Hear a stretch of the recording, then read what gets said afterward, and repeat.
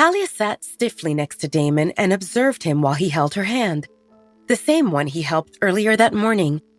She remembered his grimace after tasting the bitter herbal paste, and she pressed her lips into a line while preventing a smile from showing on her face. It seemed comical.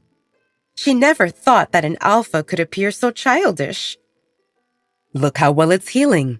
I told you that saliva works," Damon said, obviously pleased with himself. Talia silently admitted that he had a point. It healed much faster compared to other bruises and cuts she had. She wondered if her saliva would work, or maybe only werewolves who had their wolves produce saliva that healed. "Now, let me check the rest." Talia jolted at Damon's words. What rest did he mean? Damon extended his hand toward Talia, and she shrunk, making him halt his movements. "Is there a problem?" Damon asked with confusion obvious on his face. Talia, unable to answer, continues to cower under his gaze. "What's wrong with you?" his wolf chided him. "What did I do?" Damon asked.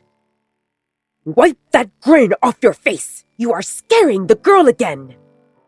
He then softened his tone and said, "Will you allow me to check your injuries?" Damon asked as he went back to sit on the bed next to Talia. "At least on your arms and legs. If there is any other spot, let me know, and I will make sure you are not uncomfortable." "Only to check, right?" Talia asked in a small voice. It took him a moment to understand that she wouldn't let him treat her, and he realized, she thinks I will use saliva again. He reached for the bag that sat on the floor. "I got first aid supplies." It came from Caden and Maya, but Damon told them to get it, so that counted. Talia's eyes widened in surprise. "For me?" Damon felt pleased with her reaction. "We need to treat your wounds to make sure they don't get infected and they heal properly. It's either this or I use saliva. I don't mind how I see it. Skin is skin, regardless of which part of the body it covers." Talia looked flustered again, and Damon chuckled. "Tell me, where does it hurt?" Talia gave him her other hand, and he frowned while looking at her swollen wrist. "Let's see what we have for this." He fished out of the bag a spray that eased up the pain and a few packs of bandages and started working on it. 2 minutes later, Talia observed her wrist, which had several layers of bandage more than necessary. Damon realized that he used too much. "I'm not an expert at first aid. When we reach the Dark Howler's pack, the pack doctor will tend to your wounds. This is just to make you more comfortable until we get there." Talia felt moved. More than his words, his expression showed concern and a hint of embarrassment. "Thank you." At the sight of Talia's smile, Damon felt overwhelmingly pleased with himself. "All right. Where is the next injury?" Before Talia could respond, there came a knock on the door. 3 two-layered carts full of food entered the room.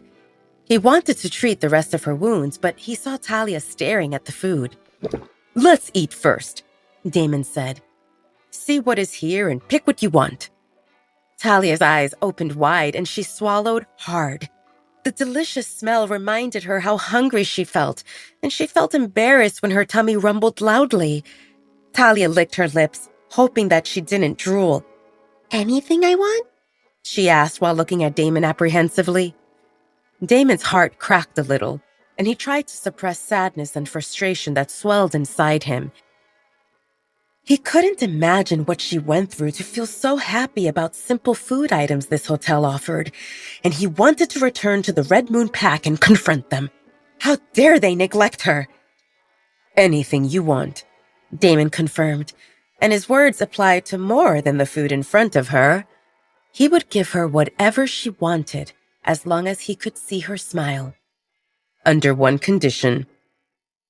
Seeing that she looked about to panic again, Damon quickly said, "Tell me your name." Talia blinked, wondering if she heard him right. "My name? Is that it?" "Is there something else you want to offer?"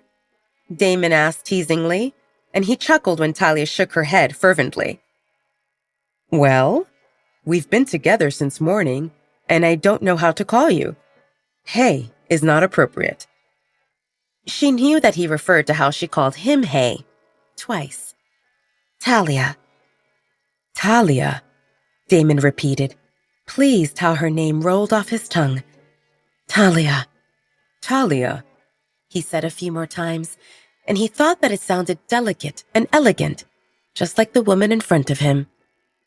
Now that he knew her name, Damon felt that they reached an important milestone, and he hoped that this would not indicate how everything else would go with Talia. If it took so much effort just to get her name, who knew how much he would need to work for her to want to kiss him? Damon facepalmed internally. Why did he think about kissing? Damon gestured toward the carts with the food. "What do you want to start with?" Talia was about to reach out for something but stopped herself. "Won't you pick first?" It was ages since she ate in a group setting, but Talia remembered that high-ranking members of the pack eat first. As a child, she always waited for others to have their picks before she could get food.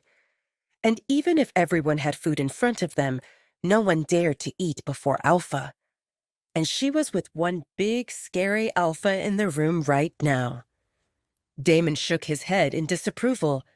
Talia was obviously hungry, and he ordered all this food for her, yet she wanted him to eat first. Sure, normally in the pack, others wait for him. But this was not normal, and he didn't want Talia to feel that she was below him. "Eat," he spoke in a voice that didn't allow for further arguments. He cleared his throat. "Do you like it?" Talia's eyes snapped open, and she nodded shyly. Damon smiled. "I will order more of those." "No need.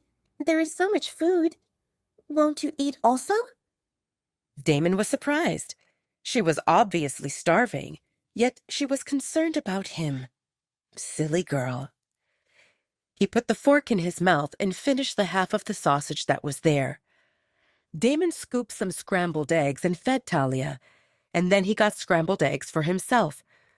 "I can eat on my own," Talia replied, and Damon shook his head in disapproval.